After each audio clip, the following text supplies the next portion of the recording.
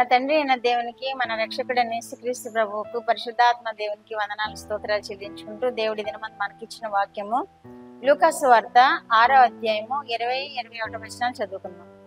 అంతటా ఆయన తన శిష్యుల తట్టు పారచూచి ఇట్లనెను, బీదలైన మీరు ధన్యులు, దేవుని రాజ్యము మీది. ఇప్పుడు ఆకలి కొనుచున్న మీరు ధన్యులు, మీరు తృప్తిపరచబడుదురు. ఇప్పుడు ఏడ్చుచున్న మీరు ధన్యులు, మీరు నవ్వుదురు. దేవుడి వాక్యం ద్వారా మనల్ని దీవించునుగా. దేవుడు మనకి ఆశీర్వాదాలు ఇస్తున్నాడు. ఇక్కడ శిష్యులను పిలిచి ఆయన ఈ విధంగా శిష్యులతో మాట్లాడుతున్నారు. మనం కూడా ఆయన శిష్యులమే. ఎవరైతే జీసస్ ఫాలోయర్స్ గా ఉంటారో వాళ్ళందరూ శిష్యులే. మనం కూడా ఆయన శిష్యులమే. మనకు కూడా ఈ వాగ్దానాన్ని ఇస్తున్నాడు దేవుడు. బీదలైన మీరు ధన్యులు, దేవుని రాజ్యము మీది అంటున్నాడు. బీదలు అంటే ఈ లోక సంబంధమైన ఆస్తిపాస్తుల్లో బీదలు కాదు. ఆయన ఎదుట మనము సమస్తము తగ్గించుకున్న వారమైన మనం అన్నమాట. బీదలు అంటే ధనవంతులు కూడా దేవుడి రాజ్య వారసులుగా ఉన్నారు. ధనవంతులను కూడా దేవుడు సింహాసనాలు ఇచ్చి అధిష్టింప చేశారు. కాబట్టి బీదలు అంటే ఈ లోక సంబంధమైన ఆస్తిపాస్తుల్లో బీదలు కాదు. మనం తగ్గించుకొని యేసుక్రీస్తు ప్రభు వారి కోసము ఏదైతే తగ్గించుకొని జీవిస్తున్నామో ఆ విషయాల్లో బీదలైన వారు మీరు ధన్యులు అంటున్నారు. బీదలైన మీరు ధన్యులు, దేవుని రాజ్యం మీది అంటున్నాడు. మనం తగ్గించుకొని ఆయన పాద సన్నిధిలో వేడుకుంటూ ఉన్నాము. మనం తగ్గించుకొని ఆయనను ప్రార్థన చేస్తూ ఉన్నాం, ఆయనను ధ్యానిస్తూ ఉన్నాం, ఆయన సేవలను ధ్యానిస్తూ ఉన్నాము, ఆయన వాక్యమును ధ్యానిస్తూ ఉన్నాం, ఆయన పరిచర్యను ధ్యానిస్తూ ఉన్నాం, ఆయన అద్భుత కార్యాలను ధ్యానిస్తూ ఉన్నాం. ఈ దినాల్లో ఆయన శిలువ మరణాలను కూడా ధ్యానిస్తూ ఉన్నాం. మనం తగ్గించుకున్న స్థితిని దేవుడు ఇక్కడ జ్ఞాపకం చేస్తూ బేదలైన మీరు ధన్యులు, దేవుని రాజ్యం మీది అంటున్నాడు. మనం దేవుని రాజ్యం కొరకు ఈ ప్రయాసంతా మనం ఉపవాసం ఉండి ప్రార్థన చేసినా, కన్నీరు విడిచి ప్రార్థన చేసినా, దేవుని కొరకు మనం ఏ చిన్న ప్రయత్నం చేసినా అది దేవుని రాజ్యం కొరకే. దేవుని రాజ్యం మనం స్వతంత్రించుకోవాలని. కాబట్టి బీదలైన మీరు ధన్యులు, దేవుని రాజ్యం మీది అంటున్నాడు. దేవుడు వాగ్దానం చేస్తున్నారు. యేసు ప్రభువారు వారే ఈ మాటలు చెప్తున్నారు. మీరు ఇప్పుడు ఆకలి కొనుచున్నారు, ఆకలి కొనుచున్న మీరు ధన్యులు, మీరు తృప్తిపరచబడుదురు అంటున్నాడు. ఇప్పుడు మీరు ఆకలి కొనుచున్న మీరు ధన్యులు, తృప్తిపరచబడుతుంది. ఇప్పుడు మనం ఆకలితో అనేక మంది దేవుని వైపు చూస్తున్నారు. కడుపు మార్చుకొని ఉపవాసం ఉండి ఆయన వైపు చూస్తున్నారు. ఎందుకంటే ఆయన ప్రసన్నత పొందుకోవాలని. ఉపవాస దినాలు, ఉపవాస పండుగలని చాలా మంది నిర్వహిస్తూ ఉంటారు. ఎందుకంటే ఆయన ప్రసన్నత పొందుకోవడానికి. ఇక్కడ మనం ఆకలి కొని ఉండి ఆయనను సేవిస్తే అక్కడ మన కడుపు నింపుతాడు దేవుడు. మీరు తృప్తిపరచబడుదురు అంటున్నాడు దేవుడు. పరలోక రాజ్యంలో మనకి తృప్తి కలుగుతుంది. మనం ఇక్కడ ఆకలి కొని దేవుని సేవించినప్పుడు పరలోక రాజ్యంలో మనకి సంతృప్తి కలుగుతుంది. ఈ లోకంలో ఆకలి కొనకుండా దేవుని ఆసక్తితో వెదకుండా దేవుని కొరకు జీవించకుండా ఉండే వాళ్ళకి దేవుని రాజ్యము ఉండదు. సరికదా, వారు తృప్తిపరచబడరు కూడా. మనం ఆకలి కొనుచున్న మీరు ధన్యులు, మీరు తృప్తిపరచబడదురు అంటున్నాడు. మనం ఎవరైతే ఉపవాసం ఉండి ప్రార్థనలు చేస్తున్నామో, ఎవరైతే దేవుని సన్నిధి వెతుకుతూ ఉన్నారో, ఆయన ఆకలి దప్పులు మర్చిపోయి దేవుని సన్నిధిని వెతుకుతున్నారో వారు పరలోక రాజ్యంలో తృప్తిపరచబడదురు అని ఇక్కడ యేసు ప్రభు వారు తెలియజేస్తున్నారు. ఇప్పుడు ఏడ్చిన మీరు ధన్యులు, మీరు నవ్వుదురు. ఎంత ఆశీర్వాదం ఇస్తున్నారు మనకు దేవుడు. మీరు ఏడుస్తున్నారా? దేవునితో కన్నీటితో ప్రార్థన చేస్తున్నారా? దేవునితో గడపడానికి కన్నీరు కారుస్తున్నారా? ఇప్పుడు మీరేమైనా బాధను అనుభవిస్తున్నారా? ఏడ్చుచున్న మీరు ధన్యులు, ఇప్పుడు ఏడుస్తున్న మీరు ధన్యులు. మనం ఈ 40 దినాల్లో ఎంతో మంది కన్నీటితో ప్రార్థన చేసేవాళ్ళు ఉన్నారు. ఎంతో మంది అవసరతల కోసం కన్నీటితో ప్రార్థన చేసేవాళ్ళు ఉన్నారు. ఎంతో మంది వారి పిల్లల కోసం, వారి భవిష్యత్తు కోసం, వారి ఆరోగ్యాల కోసం ఎంతో మంది కన్నీరు విడిచి ప్రార్థన చేసేవాళ్ళు ఉన్నారు.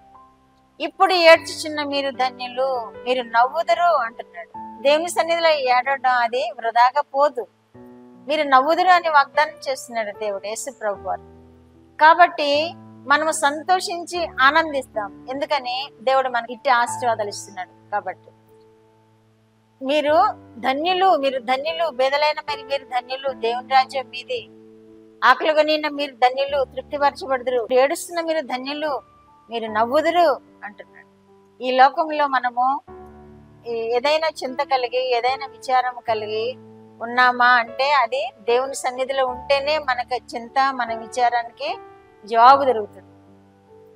మనము మామూలుగా దేవుని సన్నిధిలో వేడుకొనకుండా మన సొంత విషయాలు నిమిత్తమై మనం చింతించిన మనం ఏడ్చినా దానికి జవాబు మనం పొందుకోలేం. దేవుని సన్నిధిలో ఇప్పుడు ఏడుస్తున్నారు మీరు ధన్యులు, మీరు నవ్వెదరు అంటున్నాడు.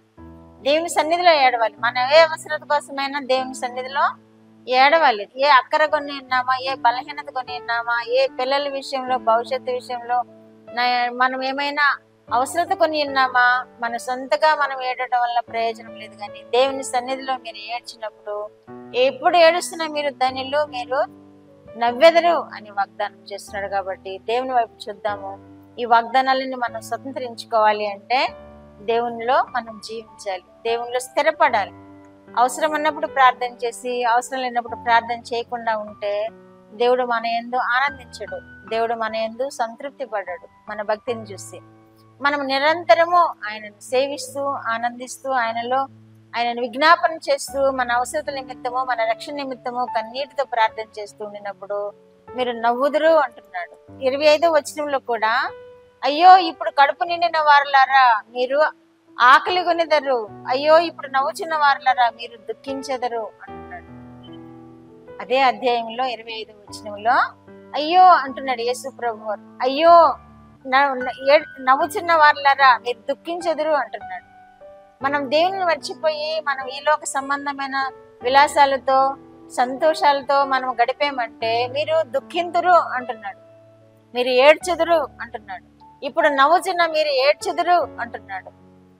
ఇప్పుడు కడుపు నిండి ఉన్న వారులారా మీరు ఆకలి కొనిదరు అంటున్నాడు. కాబట్టి ఇప్పుడు మనము ఆకలితో ఆయన వైపు, ఆకలి దప్పలు గల వారు ధన్యులు, వారు తృప్తిపరచబడతారు అని కొండ మీద ప్రసంగంలో యేసు ప్రభు వారు చేశారు కదా 5వ అధ్యాయంలో. ఆకలి కొని ఉన్న వారికి తృప్తిపరుస్తాడు. ఇప్పుడు కడుపు నిండి ఉన్న వారట మీరు ఆకలి కొనిదరు అంటున్నాడు. ఇప్పుడు కడుపు నిండా తిని మనం హాయిగా నిద్రపోయి దేవుణ్ణి మరచి జీవించినప్పుడు మీరు ఆకలి కొనిదరు అంటున్నాడు. కాబట్టి మనం ఉపవాసం ఉండి ప్రార్థన చేయటం వలన మనకి దేవుడు మనల్ని తృప్తిపరుస్తాడు, మనల్ని సంతోషంతో ఉంచుతాడు, మనల్ని సమాధానంతో నింపుతాడు, మన నోటి నిండా నవ్వు ఉంచుతాడు, మన దుఃఖాన్నంతటిని తీసివేస్తాడు. వినిచిన బిడ్డలందరికీ అటు కృప అనుగ్రహించబడును గాక. ప్రార్థన. మా దేవా, మా ప్రియ పరలోక ప్రభువా, మీ పరిశుద్ధ పాదములకు వందనాలు, స్తోత్రాలు. ఇచ్చిన వాక్యం కొరకు మీకు స్తోత్రాలు దేవా. త్రిత్వ దేవా, మీకు వేలాది స్తోత్రాలు ప్రభువా. మీ సన్నిధిలో దుఃఖపడుతున్న వారిని మీరు చూస్తున్నారు, మీ సన్నిధిలో ఆకలి దప్పులు మరిచి విజ్ఞాపన చేస్తున్న వారిని మీరు చూస్తున్నారు. నాయన వారిని తృప్తిపరుస్తారు ప్రభా, వారిని సంతోషపరుస్తారు ప్రభా, వారి నోటి నిండా నవ్వు ఉంచుతారు ప్రభా. మీకు వేలాది స్తోత్రములు. కుటుంబాలను మీరు ఆశీర్వదించండి. ప్రార్థనలు కోరిన బిడ్డల మీరు కృప చూపి మహిమ పొందండి. యవన బిడ్డలను రక్షించుకోనండి. మా ప్రార్థనలు ఆలకించి దేవుడమైనందుకు మీ స్తోత్రాలు చెల్లించుకుంటూ యేసుక్రీస్తు వారి పేరిట ఈ మనవులు మీ పాదముల యొద్ద వేడుకుంటున్నాను పరమ తండ్రి. ఆమేన్.